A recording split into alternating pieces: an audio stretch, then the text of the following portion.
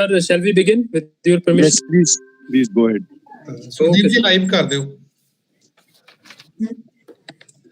Before we start, I want to make two requests. Firstly, I would request all the guests to keep their mics off. They should switch on their mics only when it is their turn to speak. That will be easy for all of us. Secondly, we'll be taking up questions after the lecture. So if you have any questions, type them in the comment section on your YouTube live telecast page. Good evening, everyone. I welcome you all in the third lecture in Punjabi Diaspora Lecture Series 2021, being organized by the Center for Diaspora Studies, Punjabi University. The series is an attempt to create dialogue between Punjabi Indian scholars working in different fields, sitting in various parts of the world, and the aspiring Punjabi scholars and Punjabi academia. Today, we have with us Professor Seema Sohi. She is an associate professor in the Department of Ethnic Studies, University of Colorado Boulder. The topic of her lecture today is the Punjabi Anticolonial Diaspora, Critical Reflections on Race, Empire, and Migration in Early 20th Century North America. The lecture is being telecast live from the YouTube channel of the Center for Diaspora Studies. Now, I would request Professor Gurmukh to formally welcome all the guests, introduce the speaker, and introduce the chief guest, Professor Indu Banga. शुक्रिया तरमजीत. बहुत ही सत्कारयोग professor Indu Banga ji, ਸਾਡੇ vice chancellor professor Arvind, doctor Seema Sohi, ਤੁਹਾਡਾ ਸਾਰਿਆਂ ਦਾ ਬਹੁਤ-ਬਹੁਤ ਸਵਾਗਤ ਇਸ series ਦੇ ਵਿੱਚ, ਪੰਜਾਬੀ ਡਾਇਸਪੋਰਾ ਲੈਕਚਰ ਸੀਰੀਜ਼ ਦੇ ਵਿੱਚ। ਸਭ ਤੋਂ ਪਹਿਲਾਂ ਤਾਂ ਮੈਂ ਬਹੁਤ ਸ਼ੁਕਰਗੁਜ਼ਾਰ ਹਾਂ ਡਾਕਟਰ ਇੰਦੂ ਬਾਂਗਾ ਦਾ ਹੋਰਾਂ ਦਾ। ਉਹਨਾਂ ਨੇ ਸਾਡਾ ਸੱਦਾ ਪ੍ਰਵਾਨ ਕੀਤਾ। ਅਸੀਂ ਕੱਲ੍ਹ ਹੀ ਉਹਨਾਂ ਨੂੰ ਗੁਜ਼ਾਰਿਸ਼ ਕੀਤੀ ਸੀ ਤੇ ਉਹਨਾਂ ਨੇ ਬਿਲਕੁਲ ਨਾ ਨਹੀਂ ਕੀਤੀ, ਤਾਂ ਉਹਨਾਂ ਦਾ ਆਉਣ ਨਾਲ ਇਹ ਲੈਕਚਰ ਹੋਰ ਖਾਸ ਹੋ ਗਿਆ। ਅਸੀਂ ਸਾਰੇ ਜਾਣਦੇ ਹਾਂ ਕਿ ਉਹ ਇਸ ਵਕਤ ਜਿਹੜੇ ਭਾਰਤ ਦੇ ਸਿਖਰਲੇ ਇਤਿਹਾਸਕਾਰ ਨੇ, ਉਹਨਾਂ ਵਿੱਚ ਉਹਨਾਂ ਦਾ ਨਾਂ ਆਉਂਦਾ, ਨਾ ਕੇਵਲ ਇਤਿਹਾਸਕਾਰੀ ਦੇ ਪੱਖ ਤੋਂ, ਸਗੋਂ ਬਹੁਤ ਸਾਰੀਆਂ ਸੰਸਥਾਵਾਂ ਨੂੰ ਅੱਗੇ ਲੈ ਕੇ ਜਾਣ ਲਈ ਜਿਹੜੀ ਇਤਿਹਾਸ ਨਾਲ ਜੁੜੀਆਂ ਹੋਈਆਂ ਨੇ, ਉਹਨਾਂ ਦੀ ਅਹਿਮ ਭੂਮਿਕਾ ਰਹੀ ਹੈ। ਚਾਹੇ ਉਹ ਇੰਡੀਅਨ ਹਿਸਟਰੀ ਕਾਨਫਰੰਸ ਹੋਵੇ, ਚਾਹੇ ਇੰਡੀਅਨ ਸੋਸ਼ਲ ਸਾਇੰਸ ਕਾਨਫਰੰਸ ਹੋਵੇ, ਜਾਂ ਪੰਜਾਬ ਹਿਸਟਰੀ ਕਾਨਫਰੰਸ ਹੋਵੇ, ਸਾਰਿਆਂ ਦੇ ਵਿੱਚ ਉਹਨਾਂ ਦੀ ਅਹਿਮ ਭੂਮਿਕਾ ਰਹੀ ਹੈ। ਤੇ ਉਹਨਾਂ ਦੀ ਵਿਸ਼ੇਸ਼ਤਾ ਦਾ ਖੇਤਰ ਅਗਰੇਰੀਅਨ, ਅਰਬਨ ਤੇ ਪੰਜਾਬ ਹਿਸਟਰੀ ਆ, ਤੇ ਉਹ ਬਹੁਤ ਸਾਰੇ ਸਨਮਾਨਾਂ ਨਾਲ ਸਨਮਾਨਿਤ ਨੇ। ਬਹੁਤ ਸਾਰੀਆਂ ਕਿਤਾਬਾਂ ਤੇ ਆਰਟੀਕਲਸ ਉਹਨਾਂ ਦੇ ਪਬਲਿਸ਼ ਹੋ ਚੁੱਕੇ ਨੇ। ਅਸੀਂ ਸਾਰੇ ਉਹਨਾਂ ਬਾਰੇ ਜਾਣਦੇ ਹਾਂ। ਮੈਂ ਬਹੁਤ ਸ਼ੁਕਰਗੁਜ਼ਾਰ ਹਾਂ ਕਿ ਉਹਨਾਂ ਨੇ ਇਸ ਲੈਕਚਰ ਲਈ ਵਕਤ ਕੱਢਿਆ। ਤੇ ਮੈਂ ਸ਼ੁਕਰਗੁਜ਼ਾਰ ਹਾਂ ਡਾਕਟਰ ਸੀਮਾ ਸੋਹੀ ਹੋਰਾਂ ਦਾ। ਦੱਸਿਆ ਧਰਮਜੀਤ ਹੋਰਾਂ ਨੇ ਕਿ ਉਹ ਐਸੋਸੀਏਟ ਪ੍ਰੋਫੈਸਰ ਨੇ ਯੂਨੀਵਰਸਿਟੀ ਦੇ ਵਿੱਚ। ਉਹਨਾਂ ਦੀ ਖਾਸੀਅਤ ਇਹ ਹੈ ਕਿ ਉਹਨਾਂ ਨੇ ਆਪਣੀ ਪਹਿਲੀ ਹੀ ਕਿਤਾਬ ਨਾਲ, ਜਿਹਦੇ ਆਧਾਰ ਤੇ ਅੱਜ ਦਾ ਲੈਕਚਰ ਹੋਊਗਾ, ਇਕੋਜ਼ ਆਫ ਮਿਊਟਨੀ, ਜਿਹੜੀ 2014 ਦੇ ਵਿੱਚ ਆਕਸਫੋਰਡ ਨੇ ਛਾਪੀ ਸੀ, ਉਹਦੇ ਨਾਲ ਉਹਨਾਂ ਦਾ ਵੱਖਰਾ ਇੱਕ ਨਾਂ ਬਣ ਗਿਆ ਸੀ। ਤੇ ਜਦੋਂ ਉਹਨਾਂ ਦੇ ਲੈਕਚਰ ਦਾ ਮੈਂ ਐਬਸਟ੍ਰੈਕਟ ਦੇਖ ਰਿਹਾ ਸੀ ਤਾਂ ਮੇਰੇ ਮਨ 'ਚ ਇਹ ਗੱਲ ਆ ਰਹੀ ਸੀ ਕਿ ਇਸ ਦੌਰ ਬਾਰੇ, ਜਿਹੜਾ 20ਵੀਂ ਸਦੀ ਦੇ ਮੁੱਢਲੇ ਦਹਾਕਿਆਂ ਦੇ ਵਿੱਚ ਪ੍ਰਵਾਸੀਆਂ ਨੇ, ਜਿਹਨਾਂ ਦੇ ਗਦਰੀ ਬਾਬੇ ਵੀ ਸੀ, ਉਹਨਾਂ ਨੇ ਬਸਤੀਵਾਦ ਦੇ ਖਿਲਾਫ ਕਿਸ ਤਰ੍ਹਾਂ ਦੀ ਲੜਾਈ ਲੜੀ, ਉਹਦੇ ਬਾਰੇ ਇੱਥੇ ਵੀ ਬਹੁਤ ਕੰਮ ਹੋਇਆ। ਤਾਂ ਇਹਨਾਂ ਦੇ ਲੈਕਚਰ ਤੋਂ ਵੀ ਇਸ ਤਰ੍ਹਾਂ ਦੀ ਭਾਵਨਾ ਸੀ ਵੀ ਇਸੇ ਤਰ੍ਹਾਂ ਦੇ ਇਸ਼ੂ ਤੇ ਬੋਲਣਗੇ। ਤਾਂ ਸਾਡੇ ਮਨ ਦੇ ਵਿੱਚ ਇਹ ਖਿਆਲ ਆਉਣ ਲੱਗੇ ਕਿ ਜੇ ਇੰਨਾ ਕੰਮ ਹੋਇਆ ਤਾਂ ਵੱਖਰਾ ਕੀ ਹੋਊਗਾ। ਤਾਂ ਫਿਰ ਮੈਨੂੰ ਸਮਝ ਆਈ ਕਿ ਜਦੋਂ ਅਸੀਂ ਇੱਥੇ ਗਦਰੀ ਬਾਬਿਆਂ ਦੇ ਯੋਗਦਾਨ ਬਾਰੇ, ਜਾਂ ਜਿਹੜੇ ਉੱਥੇ ਡਾਇਸਪੋਰਾ ਦੇ ਵਿੱਚ ਲੋਕ ਬੈਠੇ ਸੀ ਜਿਨ੍ਹਾਂ ਨੇ ਹਿੰਦੁਸਤਾਨ ਨੂੰ ਆਜ਼ਾਦ ਕਰਾਉਣ ਦੀ ਕੋਸ਼ਿਸ਼ਾਂ ਕੀਤੀਆਂ, ਸਾਡੇ ਕੋਲ ਪੰਜਾਬ ਦਾ ਜਾਂ ਇੰਡੀਅਨ ਪਰਸਪੈਕਟਿਵ ਹੀ ਹੁੰਦਾ। ਜਿਹੜਾ ਡਾਇਸਪੋਰਿਕ ਪਰਸਪੈਕਟਿਵ ਆ, ਉਹ ਸਾਡੀਆਂ ਗੱਲਾਂ ਦੇ ਵਿੱਚੋਂ ਗੈਰ ਹਾਜ਼ਰ ਹੋ ਜਾਂਦਾ ਕਿ ਉਹਨਾਂ ਨੇ ਉੱਥੇ ਜਿਹੜੀ ਪ੍ਰਵਾਸੀਆਂ ਨਾਲ ਨਸਲੀ ਵਿਤਕਰਾ ਹੁੰਦਾ ਸੀ, ਉਹਦੇ ਖਿਲਾਫ ਕਿਵੇਂ ਲੜਾਈ ਲੜੀ, ਤੇ ਉੱਥੇ ਜਿਹੜੀ ਇਹ ਬਸਤੀਵਾਦੀ ਨਿਜ਼ਾਮ ਸੀ, ਉਹ ਚਾਹੇ ਬ੍ਰਿਟਾਨੀਆ ਦਾ ਸੀ, ਚਾਹੇ US ਦਾ ਸੀ, ਉਹ ਇਕੱਠੇ ਹੋ ਕੇ ਇਹਨਾਂ ਨੂੰ ਕਿਵੇਂ ਦਬਾਉਂਦੇ ਸੀ। ਤਾਂ ਜਿਹੜਾ ਉਹ ਪਰਸਪੈਕਟਿਵ ਸੀ, ਉਹ ਸਾਡੇ ਕੋਲ ਸ਼ਾਇਦ ਬਹੁਤਾ ਉਸ ਤਰ੍ਹਾਂ ਅਵੇਲੇਬਲ ਨਹੀਂ ਹੋਇਆ ਸੀ, ਜਾਂ ਰਾਜ ਉਹਨਾਂ ਦੀ ਨਿਗਰਾਨੀ ਕਿਵੇਂ ਕਰਦਾ ਸੀ। ਤਾਂ ਮੈਨੂੰ ਉਮੀਦ ਆ ਕਿ ਉਹਨਾਂ ਦੇ ਇਸ ਲੈਕਚਰ ਨਾਲ ਸਾਨੂੰ ਇਹ ਗੱਲ ਸਮਝਣ 'ਚ ਬਹੁਤ ਮਦਦਗਾਰ ਹੋਊਗੀ ਕਿ ਜਦੋਂ ਉਹ ਉੱਥੇ ਬੈਠੇ ਲੜ ਰਹੇ ਸੀ, ਤਾਂ ਜਿਹੜੀ ਡਾਇਸਪੋਰਿਕ ਸੈਂਸਿਬਿਲਿਟੀ ਸੀ, ਉਹ ਉਹਨਾਂ ਦੀ ਲੜਾਈ ਦੇ ਵਿੱਚ, ਉਹਨਾਂ ਦੀ ਰੈਜ਼ਿਸਟੈਂਸ ਦੇ ਵਿੱਚ ਕਿਵੇਂ ਭੂਮਿਕਾ ਅਦਾ ਕਰ ਰਹੀ ਸੀ। ਤੇ ਜਿਵੇਂ ਅਸੀਂ ਜਾਣਦੇ ਹਾਂ ਕਿ ਉਹਨਾਂ ਨੇ ਜਦੋਂ ਵਿਰੋਧ ਕੀਤਾ ਤਾਂ ਨਸਲੀ ਆਧਾਰਾਂ ਤੇ ਵੀ ਉਹਨਾਂ ਨੇ ਹਮਲਾ ਕੀਤਾ, ਤੇ ਸ਼ਾਇਦ ਇਸੇ ਕਰਕੇ ਉਹ ਨਿਜ਼ਾਮ ਦੀਆਂ ਨਜ਼ਰਾਂ 'ਚ ਵੱਧ ਰੜ ਕੇ, ਤੇ ਸ਼ਾਇਦ ਇਸੇ ਕਰਕੇ ਸਭ ਤੋਂ ਵੱਧ ਫਾਂਸੀਆਂ ਵੀ ਉਹਨਾਂ ਨੂੰ ਹੀ ਦਿੱਤੀਆਂ ਗਈਆਂ।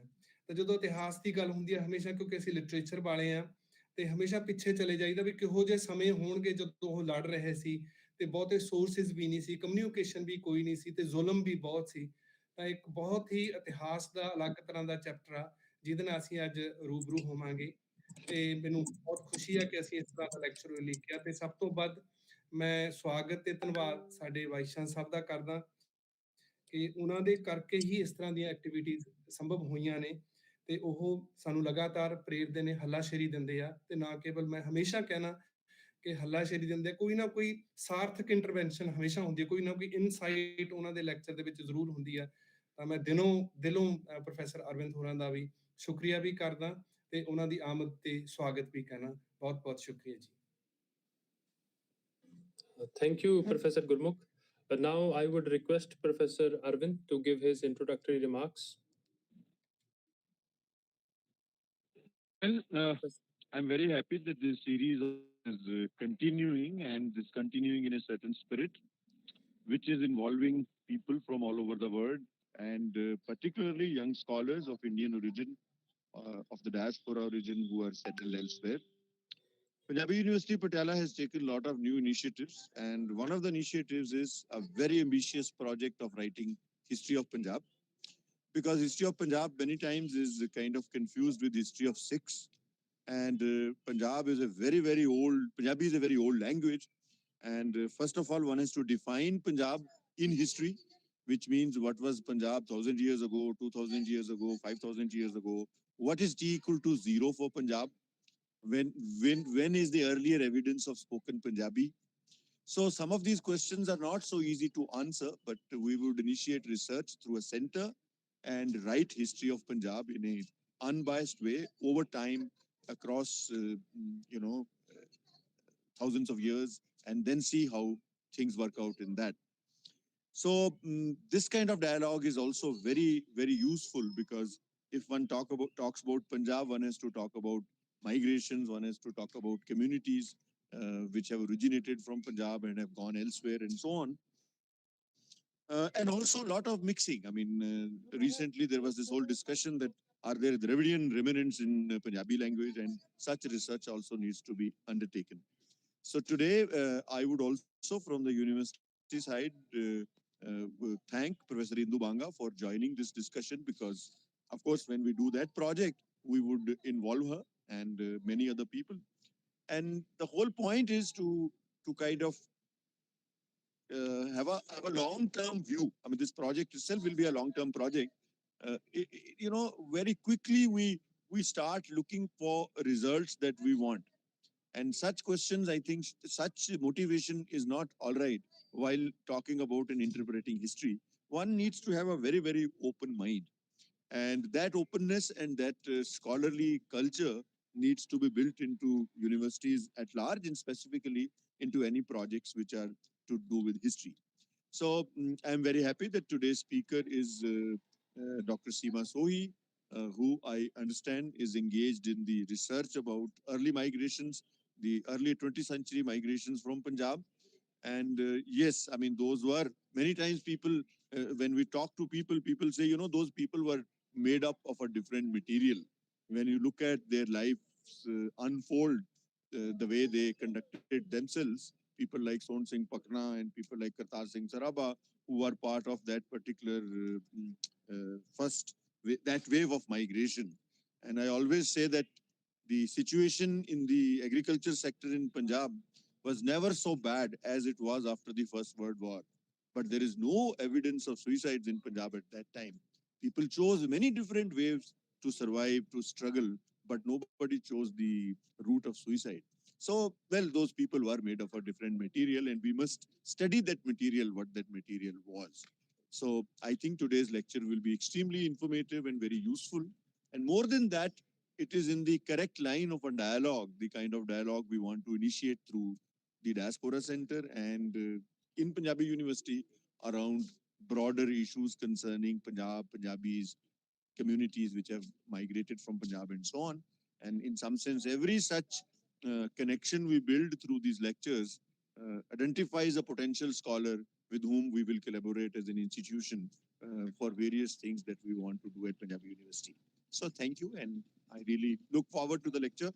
If not the whole lecture, I will definitely attend the recorded version of the lecture. Thank you. Thank you, Professor Arvind. Thanks for sharing your thoughts. Now I would request Professor Sohi to begin her lecture. Thank you very much, Vice Chancellor, for your generous comments, and to the directors of the Center for Diaspora Studies for inviting me here today. As I was mentioning earlier, Dr. Indubanga, I was very fortunate enough to be invited exactly 7 years ago this week to Punjabi University in Patiala on a conference that she organized on the Komagata Maru. And I have very, very fond memories of my time in Patiala, and particularly at Punjabi University. So thank you for welcoming me back into this space today. I will go ahead and begin. In April of 1909, Sohan Singh Bucknor arrived in Seattle from his home in Amritsar and immediately found work in a lumber mill outside of Portland, Oregon. I just realized, let me share my, oh, it's not here, never mind, okay. Although Bucknor had been involved in nationalist political organizing in India, like most other Punjabis who migrated to North America in the early 20th century, he was primarily motivated by labor opportunities that would allow him to pay his debts and maintain his family's agricultural holdings. In Oregon, he became a member of the Industrial Workers of the World and spoke regularly about the exploitation of migrant workers and the formation of race and class-based hierarchies along the Pacific Coast. He came to see labor exploitation, racial discrimination, and colonial subjugation as inseparable, and later attributed the politicization of Punjabi laborers abroad to these intertwined conditions. Speaking about the rise of an anti-colonial movement that emerged from the lumber mills and labor camps of the North American West, Bucknor stated that in the face of legislative and extra-legal forms of racial violence and exclusion, Punjabis came to believe that they would not be treated with equality and dignity unless, quote, they became free as people, end quote. In 1914, 5 years after Bucknor arrived in the U.S., the United States House of Representatives Committee on Immigration and Naturalization convened congressional hearings to discuss the restriction of Indian migrants to the country. While the hearings were initially framed around questions of economic competition and labor threats, as they continued, congressional officials increasingly emphasized that Indians were dangerous political radicals who needed to be barred from further entry to the United States. Representative John Raker of California, a vocal advocate for Asian exclusion, insisted that Indians were, quote, making the country a hotbed of revolution, end quote, by using it as a base to organize radical political movements. The committee chairman, John Burnett of Alabama, claimed that Indians seeking entry to the United States were, quote, anarchists teaching the principle of the overthrow of government, end quote. Though the vast majority of Indians who came to the U.S. in the early 20th century came as labor migrants, exclusionists, immigration officials, and congressional representatives increasingly insisted that they were dangerous foreign agitators whose exclusion was vital to national and imperial security. What had transpired in the 5 years between Bucknor's arrival to the country and the 1914 congressional hearings demanding the exclusion of Indians was the formation of an anti-colonial movement organized by Punjabi migrant workers, intellectuals, and students in North America. Their anti-colonial politics were a two-pronged effort to both contest anti-Indian racism in North America and challenge British colonialism at home. Their anti-colonial critiques also charted, I argue, radical visions of freedom that looked beyond the narrow horizon of Western liberal democracies for emancipatory possibilities, and in the process exposed the racialized assumptions and hollow rhetoric of US and British liberalism and modernity. So let me pause here for a moment just to say that when I began this inquiry, I had read a lot about the Gadar Party, most of which was rooted in an Indian nationalist politics and very much focused on what they were attempting to do in India, which was, of course, primarily the focus. What I came to find in the course of my research, though, was they were also very attuned to and articulating very important critiques about the workings of race globally, and particularly within the United States. These forms of anti-colonial politics provoked a global inter-imperial collaboration between US and British officials to repress anti-colonial revolt, in part through the exclusion and repression of Punjabi migration to North America. The British government's efforts to pressure the United States to exclude and deport Punjabi activists converged with US state fears about the influence of radical political movements within the country. Though Congress had been engaged in extending federal authority on immigration policy for decades, by the first decade of the 20th century, it began ramping up efforts to repress political radicalism as well, often linking such efforts to increasingly restrictive immigration laws. By the time Punjabis entered this debate, prohibiting their entry was both a domestic priority. They represented the so-called menace posed by foreign radicals thought to be organizing on US soil, and a foreign anxiety that was symptomatic of a larger threat of worldwide anti-colonial revolt. US immigration, justice, and State Department officials began collaborating with British authorities by sharing intelligence, enacting deportation proceedings, and keeping a close eye on all Indian migrants as early as 1908. Nothing fueled Punjabi anti-colonialism more than US and British state repression and the enforcement of immigration laws intended to restrict their entry to North America. As the US tightened restrictions against radicals and immigrants, Punjabis developed a much more radical consciousness about their own status abroad. This dialectical relationship of repression and radicalism pushed Punjabis in North America toward a far more radical position on the meaning of Indian freedom and drove the US state to exclude migrants from India entirely by 1917. And this was an actual legislative policy in the 1917 Immigration Act, known as the Barred Zone Act, which said anyone who comes from this particular region, or this barred zone, which is almost all of Asia, would now be prohibited from entering the country. At that point, Chinese and Japanese were already excluded, so the law was clearly intended to target all migration from India. And so that door was effectively closed in 1917. My talk today will examine Punjabi diasporic writings, the activism they propelled, and state efforts to suppress this growing anti-colonial movement, and will proceed in two parts.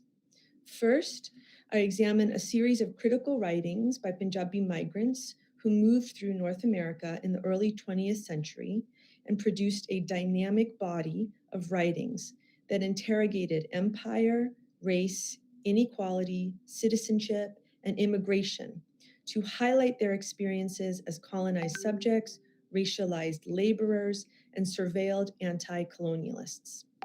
Written in Gurmukhi, Hindi, Urdu, and English, these writings ranged from anti-colonial periodicals to autobiographies and highlighted the national, transnational, and imperial formations that shaped Punjabi diasporic experiences in the early 20th century. While the primary focus of Punjabi political organizing in North America was initially based on appealing for equal rights as British Indian subjects, such appeals began to dissipate as Punjabi migrants came under attack both by white supremacist violence and racially exclusionary policies and practices.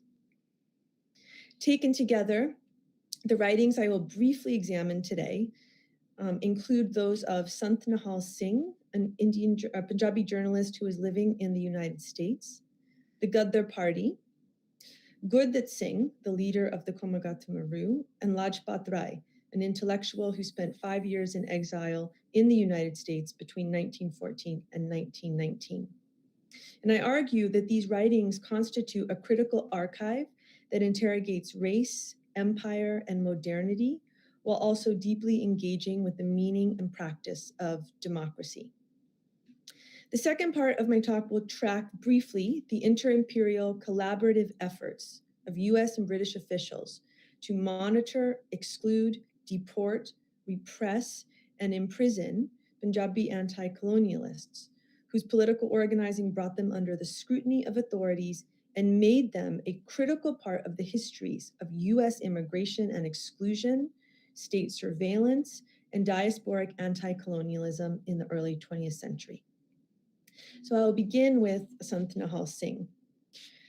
During the fall of 1908, Sant Nihal Singh, a journalist living in New York, traveled to the American South to study and seek to understand what he described as, quote, the evil effects of the color line operating in the United States, end quote.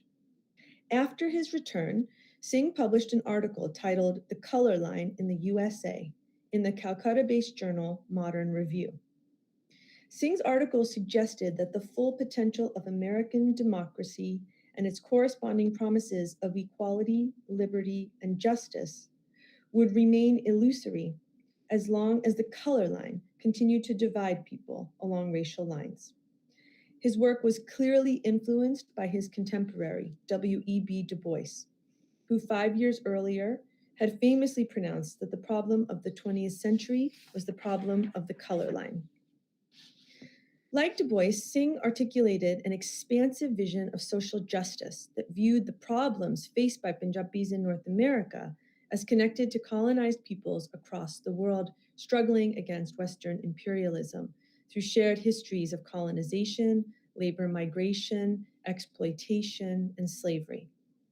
Singh applied Du Bois's themes to his own anti-colonial critiques, writing that the crime of color kept Indians subjugated not only in India, but across the world. In the fall of 1909, Singh published another article in the Modern Review titled, A Message Gave Me for India. This focused on the 1907 Bellingham riot, when nearly 200 Punjabi workers were forcibly driven out of Bellingham, Washington, after an angry mob of workers descended upon their living quarters, determined to drive them out of the city. The mob dragged milled workers from their beds, threw their belongings into the street, and warned them to leave Bellingham at once. The Bellingham riot marked the first large-scale outbreak of violence against Indians in North America. Both before and after, white workers, labor leaders, and politicians across the Pacific Coast linked themselves to their white working-class counterparts in Canada, South Africa, and Australia, and viewed their efforts to drive out Punjabis from the region as part of a broader struggle to protect and enforce what were then referred to as white men's countries. Evoking Rudyard Kipling's famous poem, White Man's Burden, Singh linked the US and British empires through their claims of a shared burden and situated the Bellingham riot not as a singular act of injustice, but as a manifestation of a consistent global practice of anti-Indian racism. In response, Singh's article called on Punjabi migrants to take up what he called the brown man's burden, to build a democratic India on their own and thereby expose and subvert US and British claims of salvation, uplift, and civilization as the justification for imperial expansion. In the aftermath of the Bellingham riot, Punjabi migrants across the Pacific Coast began connecting racial discrimination and violence in the United States to their status as colonized subjects, and came to believe that securing self-determination in India and contesting racism in the US were part of the same struggle. The most well-known group to emerge was the Gadar Party, an ephemeral coalition of Punjabi migrant workers and Bengali and Punjabi intellectuals and students.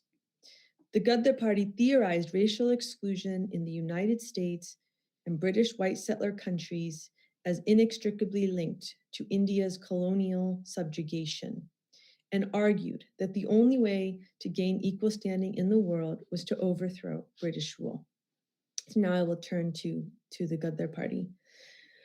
Within a year of its formation in 1913, the Gadar Party had attracted thousands in North America to its cause and was fighting against British colonialism across a broad geographical front that extended from India and the Philippines to British East Africa and Panama. 90% of the Gadar Party's membership in North America was comprised of Punjabi Sikh men from 5 agricultural districts in central Punjab. Except for some of its intellectual leaders, a majority of Gadar Party members had little background in anti-colonial politics when they left India. Indeed, nearly half of the party's members were veterans of the British Indian Army. Punjab was the most fruitful recruiting ground for the Indian Army, and during the First War, Sikhs comprised less than 1/100th of the population, but supplied about 1/6 of the fighting forces of the Indian state. Outside of the confines of British military service, however, British officials racialized these same Sikhs as exceedingly dangerous. The Gadar Party elucidated the ways in which the Sikh male body was denied humanity unless serving as a foot soldier for the British Empire's territorial or monetary interests. It was the denial of this humanity that politicized Sikh soldiers and made them receptive to Gadar's critique of the relationship between the British Indian Army, what Gadar referred to as an instrument of oppression used to keep India under subjugation, and British exploitation and subjugation of colonized peoples across the world. The Gadar Party sought to expose the British Raj's exploitation of India to articulate an important strand of their anti-colonial politics, namely, to convince soldiers that because their military service was essential to the security of the British Empire, their refusal to serve constituted a serious threat to the empire's security and stability.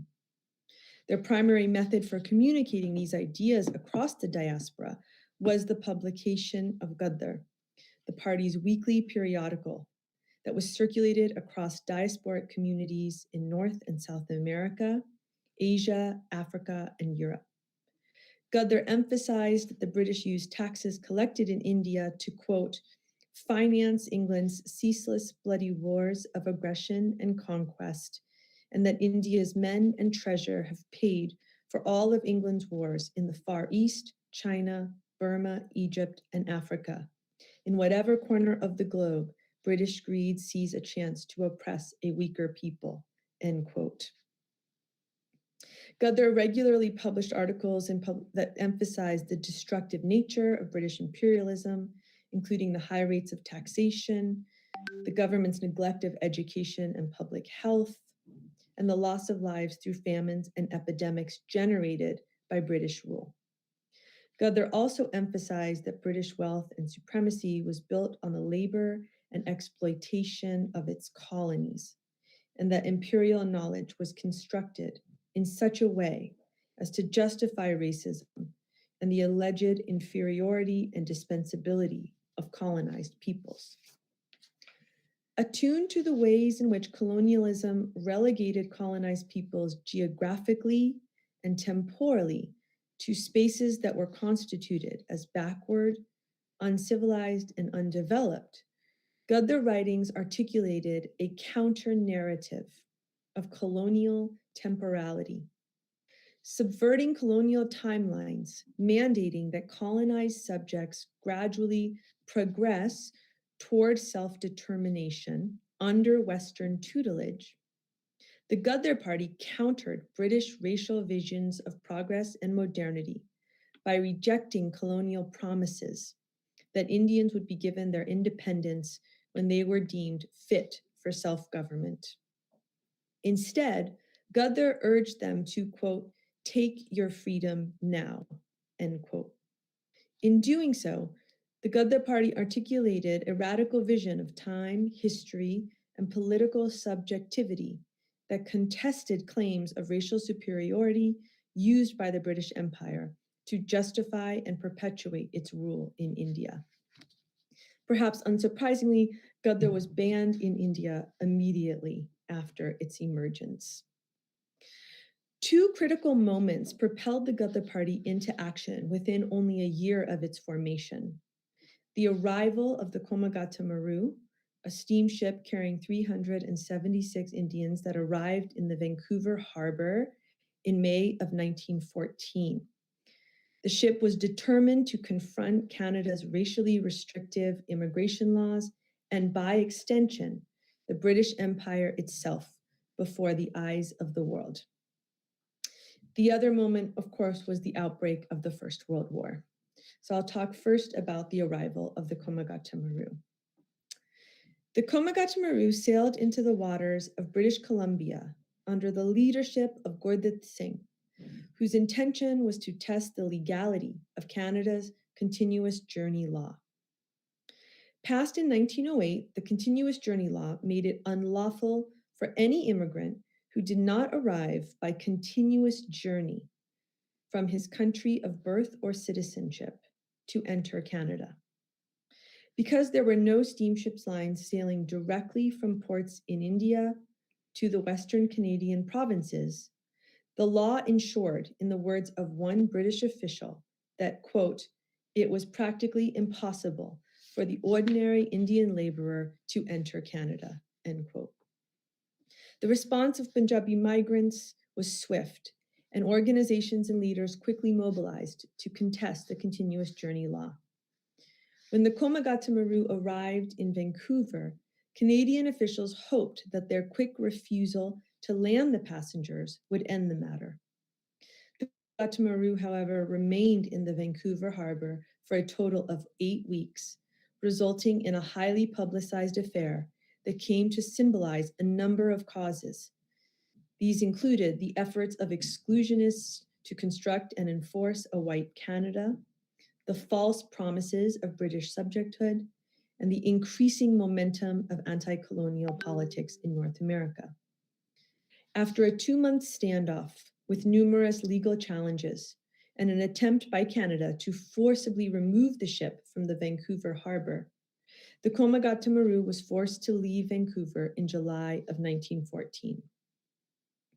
As the ship made its way back across the Pacific, British officials grew extremely concerned by surveillance reports that Gadar activists may have managed to get on board and were leading the, quote, ship of revolution, end quote, back to India.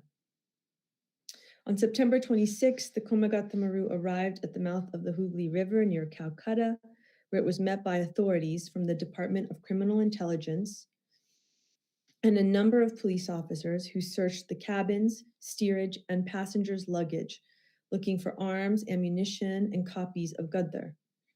They found nothing, likely because the passengers were aware that the ship would be searched and threw anything that could be deemed subversive overboard before arriving in India.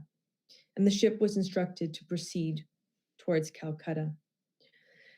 The Komagata Maru's journey tragically ended in a massacre that left 20 Sikh passengers, 2 local Indian residents of Budge, 2 British, and 2 Indian police officers dead. Hundreds of passengers fled the scene, including Gadar Singh, who spent 7 years in hiding and eventually surrendered in November of 1921. In 1928, Gadar Singh published his own account of the Komagata Maru affair, titled Voyage of the Komagata Maru, or India's Slavery Abroad. Singh used his account to provide both a counter-narrative to the British Indian government's official version of events and to present a broader historical understanding of the impetus behind migration from India, which he rooted in imperialism, economic exploitation, and racial subjugation. As he wrote, quote, British domination in India is another name for the disguised British exploitation of the soil, both of its wealth and intellect. The people have no opportunity or provisions to be trained in any useful and profitable art or industry. We do therefore stand in need of emigrating to far-off lands, end quote. Refusing to allow the rhetoric of modernity to disguise itself as a rhetoric of salvation, Singh highlighted the exploitative and destructive nature of British rule and its role in prompting labor migration across the globe. Further, Singh highlighted the racialized foundations of modernity. As he wrote, quote, "The ugly manifestations of racism in the British dominions proved the utter hollowness of the equality cult of the Western democracies," end quote. Pointing to, quote, "the color prejudice and the badge of inferiority imposed upon all colored races," Singh warned that discriminatory immigration laws from Australia to the US would bind, quote, "the colored races together with a tie of common indignation from which to contest the interlocking systems of colonialism, modernity, and racism." Like Singh, other Punjabi activists came to see the goal of imperial rights not only as inadequate, but as a shoring up of imperial power that would do little to combat economic and political subjugation under a racialized world order. In North America, many came to articulate a critique of modernity and empire that boldly confronted Western formulations of the meaning of freedom and the determination of who such freedom should be bestowed upon. One such figure was the anti-colonial intellectual Lajpat Rai, whose writings highlighted how US and British articulations of freedom were conceived of and through and against those to whom such freedoms were denied. So now I will turn to Lajpat Rai. As the Komagata Maru made its return voyage across the Pacific in the summer of 1914, Lajpat Rai penned a letter to the editor of a London-based newspaper about the ship's plight. For Rai, the symbolism and significance of the Komagata Maru exceeded the passengers' efforts to contest the continuous journey law. In other words, the ship had become much larger, right, than just a challenge to this particular law in Canada. As Rai wrote, it was, quote, "a challenge thrown down not only to the British Empire, but to the claim of the white man to possess the earth. It differs by its direct and explicit demand from all other attempts of the colored man to go where he is not wanted. We do not come as suppliants, but as claimants," end quote. As Rai indicates, the Komagata Maru was a critical turning point. To many, it demonstrated the ineffectiveness of seeking rights and dignity as British subjects and political emancipation through appeals to the imperial state.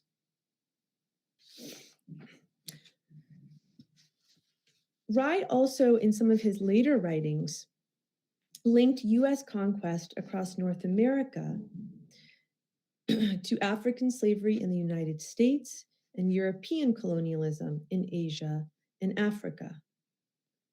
Pointing to the simultaneous advancement of liberal democracy and racial subjugation, Rai wrote that the Western imperialist had forced the movement of subjugated peoples, quote, "from Africa to till the Virginian fields and sow the seed of a great color problem for himself in modern America.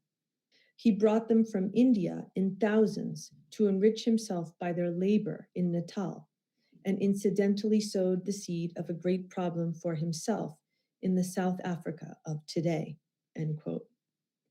Pointing to the exploitation of Asian and African labor as critical to the development of industrialization and racial capitalism in Western countries, Rai described racial subjugation, colonialism, and economic exploitations as the foundations upon which liberal democracies had been built. Aligned with the work of W.E.B. Du Bois, both intellectually and personally, they were friends and comrades, Rai pointed to the centrality of Asian and African labor in the industrialization of Western countries. Rai suggested, as did Du Bois, that the emancipation of the colonized was intertwined with the emancipation of labor. as Rai wrote, quote, "The Indian laborer has so far been exploited for the benefit of the British colonies under the most degrading conditions. It has, however, done him one good. It has brought him the consciousness of his value as a worker." Linking colonial exploitation and subjugation in India to exploitative labor conditions across the globe, Rai came to see the struggles of anti-colonialism, labor, and racial equality as intertwined struggles for emancipation. Though Rai initially received exposure in the mainstream American press, after the United States entered the First World War, media outlets like the New York Times ceased giving him any press coverage. British officials complained that Rai's propaganda was seditious and requested that US authorities curtail press coverage of his political activities. By this time, US and British officials had established an inter-imperial surveillance apparatus to repress anti-colonialism across the globe, and it is to this that I will now turn. From the time that Punjabis began migrating to the United States, British officials worried about the threat they posed to British rule in India. In October of 1908, the director of the Department of Criminal Intelligence in India, C.J. Stevenson Moore, wrote a report in which he warned, quote, that this movement sprung into life on the Pacific coast as a consequence of the harsh treatment to which Indian labor was subjected. It is in the process of being made an integral part of the whole political movement directed against our supremacy in India, end quote. I think it's important to note here that this was in 1908, so 5 years even before the establishment of the Gadar Party. British officials were already very closely tracking and expressing their concerns about this growing anti-colonial movement. British authorities immediately began searching for ways to deport Punjabi anti-colonialists in North America to India, where they would be subject to imperial sedition laws. In January of 1909, the Canadian government hired William C. Hopkinson to begin spying on Punjabis in British Columbia, prompted by British concerns that they were making, quote, strenuous efforts to turn the resentment of Indian migrants against the Canadian immigration laws into active hostility to the British government, end quote. Hopkinson helped build a network between himself and US immigration inspectors along the Pacific coast and authorities in Washington, D.C., all of whom were exchanging information with one another that was focused on closely monitoring Indian migrants and determining their links to anti-colonial politics. By January of 1913, Hopkins was regularly traveling to San Francisco and meeting with British officials that were stationed there in the embassy, with Don Rathburn, a special agent of the Department of Justice in San Francisco, who, at Hopkinson's urging, arranged to monitor all mail to and from India that was moving through the Berkeley and San Francisco post offices. And finally, Hopkinson conferred with Samuel Backus, an immigration official at Angel Island. Backus had been criminalizing Punjabis since assuming his post as immigration commissioner at Angel Island.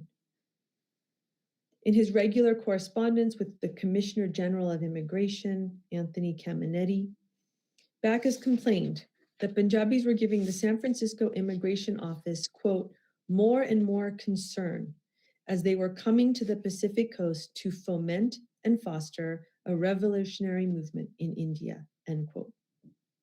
The Gadar Party's decision to establish its headquarters in San Francisco in November of 1913 alarmed immigration officials at the Angel Island station.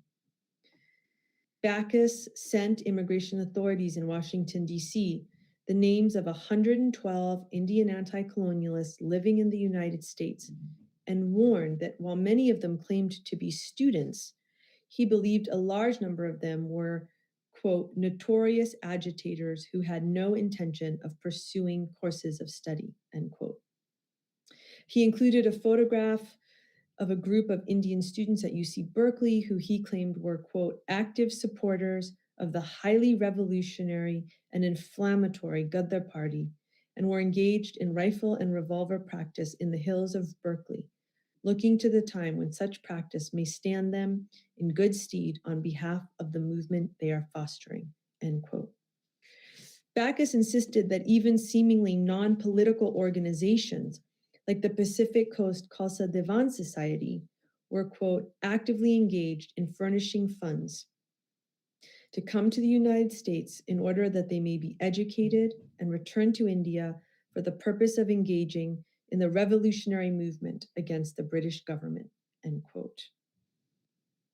British authorities kept a close eye on the Khalsa Divan Society and later considered it to be extremely dangerous because of its support of the Gadar Party and its alleged deployment of religious leaders whose primary function, they believed, was to, quote, disseminate revolutionary ideas. While there was little US officials could do at this time to deport Punjabi anti-colonialists, the First World War provided them with a pretext for greater surveillance and anti-radical measures.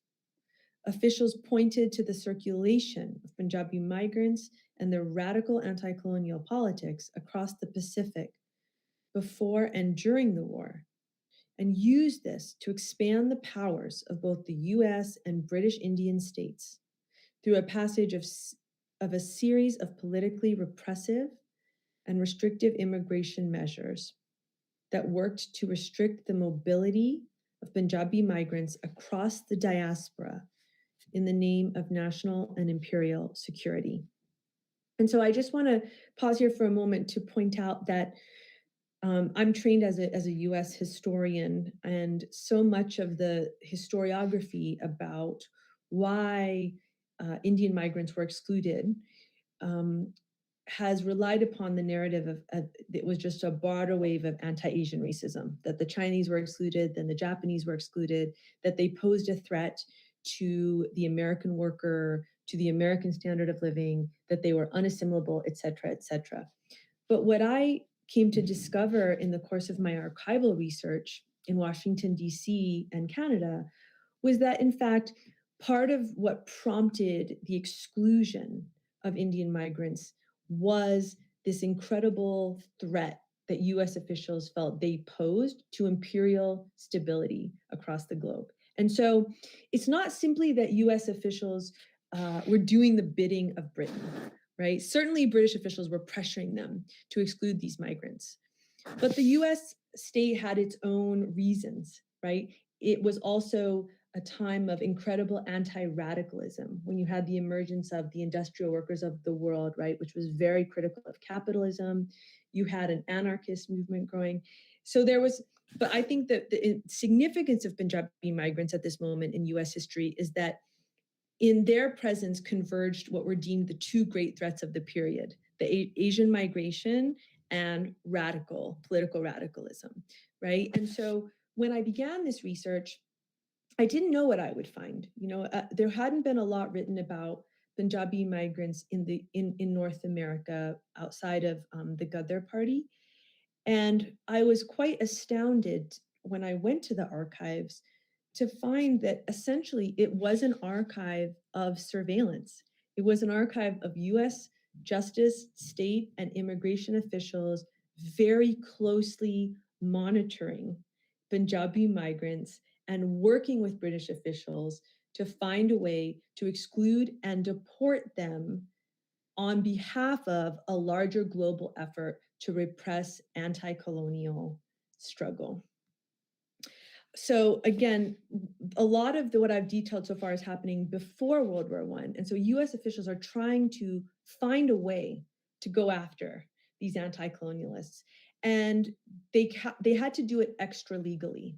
So first, they tried to go after them as anarchists. They tried to claim that they were anarchists, to which, of course, there was no evidence, right? Because Punjabi anti-colonialists themselves were very clear and said, we are not talking about the overthrow of all government.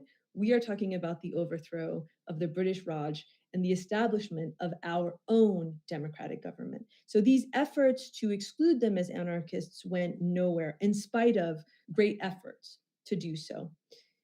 Then what happened was, beginning as early as 1909, immigration officials in Seattle and San Francisco in particular began using a provision of existing immigration law in the US called likely to become a public charge. So by 1909, so keep in mind that Canada passed the Continuous Journey Law in 1908, effectively closing the door to migration from India. And so, of course, what happens at that point is many Punjabi migrants begin looking to the US, right? And of course, that region between British Columbia and Washington was a very fluid sort of borderlands region, and it was not that difficult initially to cross over into the US, and the labor opportunities were certainly there in the lumber mills. And so US officials begin using this law, the likely to become a public charge clause, which said that, well, the way they framed it was racism and prejudice against Asians is so high in this region that the likelihood that they're going to be able to secure employment is low, and therefore we believe they are likely to become public charges. And they use this rationale to exclude 50% of incoming migrants from India before there was ever even an official exclusionary law on the books. And it's very interesting because then what happened is these immigration stations became very contested sites. And you had Punjabi migrants showing up at the immigration stations saying, we can guarantee work for 20 migrants right now. We have jobs for them, release them. They are not going to become public charges. In fact, when pushed, the state of California was never able to provide a single name of an Indian migrant who had ever become a public charge. But officials were able to use this policy as a way to extra-legally exclude migrants even before, in fact, 8 years before an official immigration policy was created.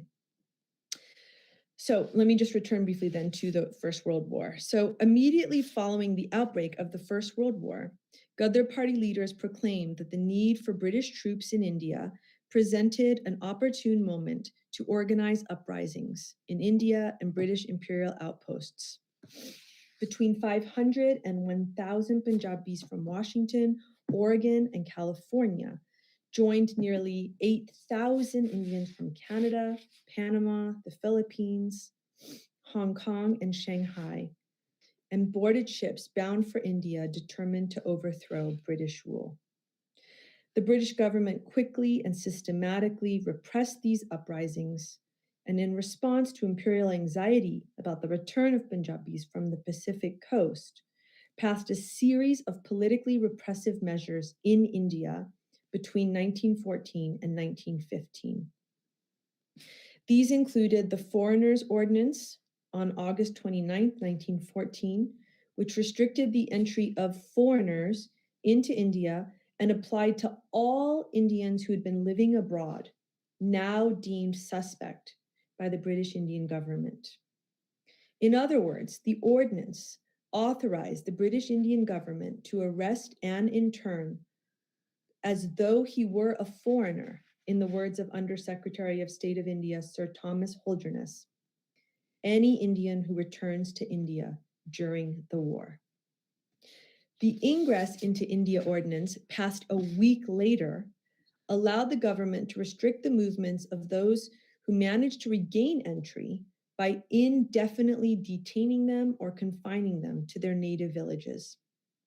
According to a report later filed by the East Indian Sedition Committee, because it was, quote, abundantly clear that there were bodies outside India conspiring to promote seditious violence within it, end quote, it was necessary to give the government increased power and authority under special war legislation that would allow it to protect the state's, quote, safety, interests, or tranquility, end quote. Under the Ingress into India Ordinance, out of the 8,000 emigrants who returned to India between October of 1914 and December of 1917, 331 were interned and 2,576 were restricted to their villages. In March of 1915, the British Indian government passed the Defense of India Act, which included a critical provision that allowed for the appointment of special tribunals for trying revolutionary crimes from which there could be no judicial appeals. According to Viceroy Charles Harding, the powers authorized by the act were necessary for the public safety, for, quote, there existed on the Pacific coast of America a revolutionary organization which had endeavored to create trouble in India, end quote. The Lieutenant Governor of Punjab, Michael O'Dwyer, later wrote that the Gadar movement, quote, from the Pacific coast and the Far East was by far the most serious attempt to subvert British rule in India during the war, end quote. Hundreds of migrants who returned to India were indicted in two interrelated conspiracy trials on opposite sides of the globe during the First World War, one in Lahore in 1915 and the other in San Francisco in 1918, both of which worked to crush the Punjabi anti-colonial movement that had been forged on the Pacific coast. The evidence used in both of these trials was based on years of intelligence gathering and sharing between US and British officials as they collaborated in a surveillance apparatus that extended across the world.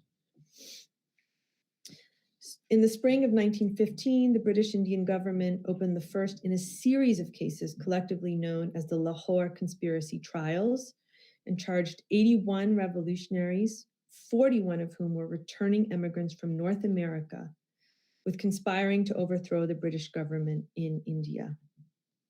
Ultimately, over 20 of the accused were sentenced to death with confiscation of property, and 26 were sentenced to life imprisonment with confiscation of property. And this ultimately included Sohan Singh Bakna, and of course, Kartar Singh Saraba was one of the 20 who was sentenced to death, as I'm sure many of you know. 2 years later, in the spring of 1917, the US Justice Department indicted dozens of Indians who were the first suspects that the US government arrested after entering the First World War for violating the nation's neutrality laws in the sensational and well-publicized Hindu conspiracy trial in San Francisco. And it's worth noting here that Sikh migrants and Punjabis at this time were referred to often by exclusionists and the state as Hindus. And I argue in my book that that was a kind of racial formation, a racialization of Indian migrants as a menace, as a subversive and dangerous race. But clearly, 90% of those migrants who came to the US in this period were Sikh migrants from Punjab. The Hindu conspiracy referred to a series of planned revolutionary uprisings against the British Indian government between 1914 and 1917. These anti-colonialists were arrested for their role in, quote, setting on foot, quote, military expeditions against a country with which the United States was at peace. US Attorney John Preston argued that in order to produce a rebellion in India, the defendants had conspired to recruit men from the United States, to give them training in the use of arms and explosives, and to dispatch them to India in order to overthrow the British government. Ultimately, the jury found all of the Indian defendants guilty of conspiracy to violate the neutrality laws of the US by organizing a military expedition against a country with which the US was at peace, dealing a crushing blow to the Gadar movement in the United States at this time. By the time the Hindu conspiracy trial was over, it was one of the longest and most expensive state trials in US history. Preston later credited his success in the case to the investigations of British Secret Service agents who'd provided him with intelligence, state witnesses, and had even coached him on how to present the case. The trial resulted in expansive interpretations of existing US anti-radical laws, specifically what constituted a military expedition. The jury had been convinced by Preston's claims that activities including the recruitment of men within the United States to be sent to India, the act of returning to India, and publishing or distributing seditious literature and propaganda intended to incite revolt constituted a military expedition. But it's important to note that it's not simply that those who were put on trial here were victims of the government's anti-radical crusade.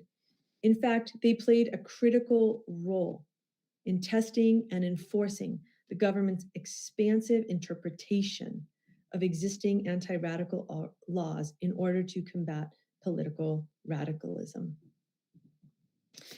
In the disillusioned aftermath of the First World War, Lajpat Rai surveyed the global landscape and concluded, quote, that real democracy does not exist, end quote. In a scathing critique, Rai wrote that Western imperial countries were, quote, a caricature of democracy, a democracy established to loot and exploit other peoples of the world, end quote. Rai did not locate the final step in the evolution of democracy in France, the US, or Great Britain. As he once provocatively asked, quote, are we born only to follow and imitate the West and always to remain at a distance from it, even when so following and imitating? Are we quite sure that the West is, after all, on the right track and deserves the intellectual, political, and economic leadership of the world for all times to come? Are we quite sure that these people are the right persons to lead us to the gates of the democratic harem, end quote.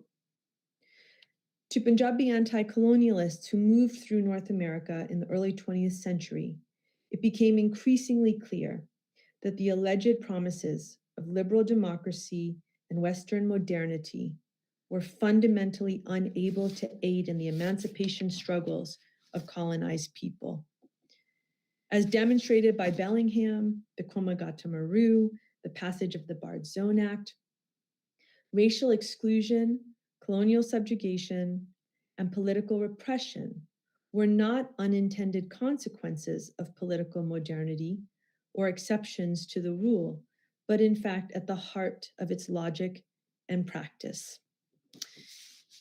My talk today has contended that Punjabis who came to North America during the early 20th century arrived at a critical moment in US and global history.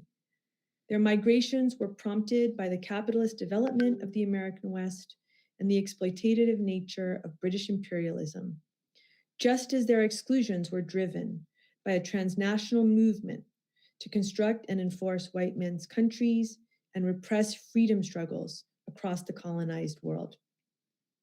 These Punjabi anti-colonialists provoked a global inter-imperial collaboration to repress anti-colonial revolt.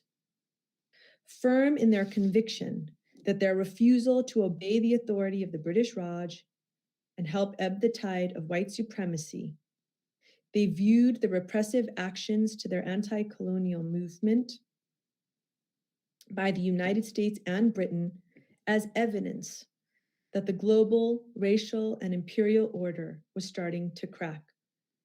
Their fight for freedom exposed the wide gap between the democracies that the United States and Britain purported themselves to be and the persistent reality of racial subjugation that each global power continued to practice and endorse. They devoted their lives to closing this gap and worked for national independence because they believed that an independent India would advance freedom across the world. The echoes that resonated from the lumber mills and agricultural valleys of British Columbia, Washington, Oregon, and California, across the Gurdwaras of Manila, Shanghai, and Hong Kong, across the British infantry units in Singapore and Burma, and across the cities and villages in Punjab, carried not only their shouts of mutiny, but their steadfast hopes for freedom, justice, and equality. Thank you. Thank you, Dr. Sohi, for giving us a meticulous and a comprehensive take on the political struggles of Punjabi anti-colonialists in the early part of the 20th century in North America.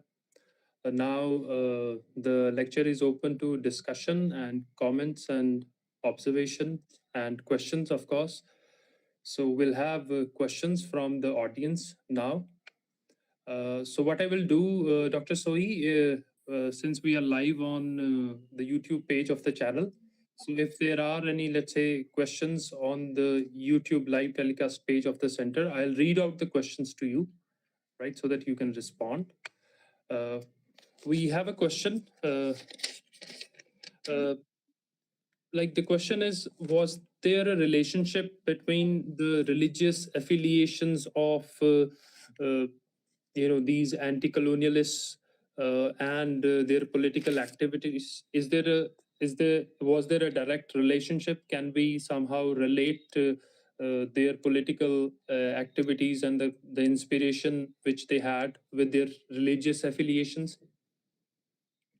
Yeah, thank you. That's a wonderful question. I really appreciate the question because I think that for so long, the historiography of Gadar in particular really emphasized its secular nature, right? And certainly Gadar, at a time in which religious nationalism was so dominant sort of in India, really wanted to emphasize that this was a movement that was open to everyone regardless. However, I do believe that particularly Sikhism and Sikh epistemologies really played an important role in Gadar organizing that is often mentioned, but I think there certainly could be more work done on this. So, for instance, Gurdat Singh and others referred to the Komagata Maru as the Guru Nanak Jahaz, right? And then Jawaharlal Singh and others in California,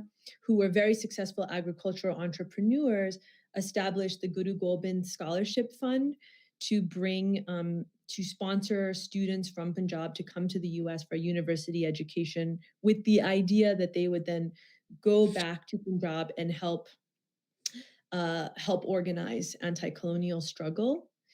And certainly, I believe that some of the values and philosophies and critiques that emerged out of this anti-colonial movement are very much aligned with Sikh practices and values of equity and of justice. And so I think there's much more that could be done.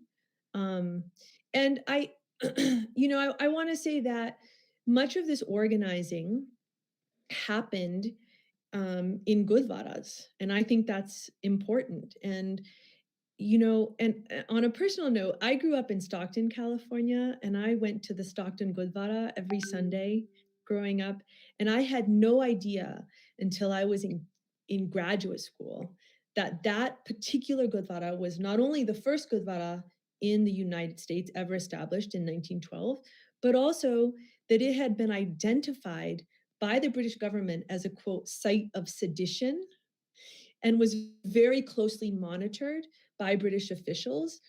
And so I do think there is a connection, and one that has been underexplored because of the emphasis on the sort of secular messaging of Gadar. But I think one could have that secular messaging while still being rooted in an epistemology that derives out of the faith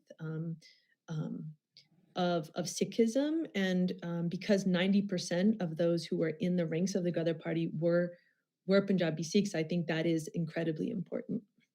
Okay, so before I take up the next question, I would like to welcome Professor Anjali Gira-Roy from IIT Kharagpur.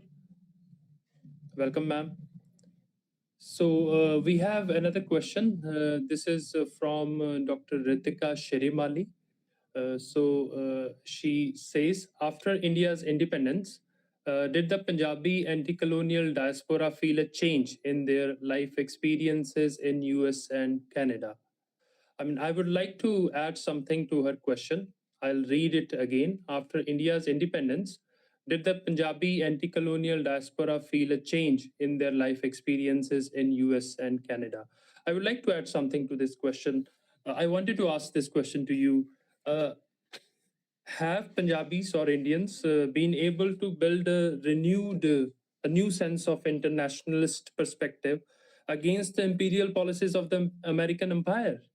in the second half of the 20th century, because we have referred to, words like imperialism, capitalist development, and it has been going on. I mean, look at what America has done in Afghanistan.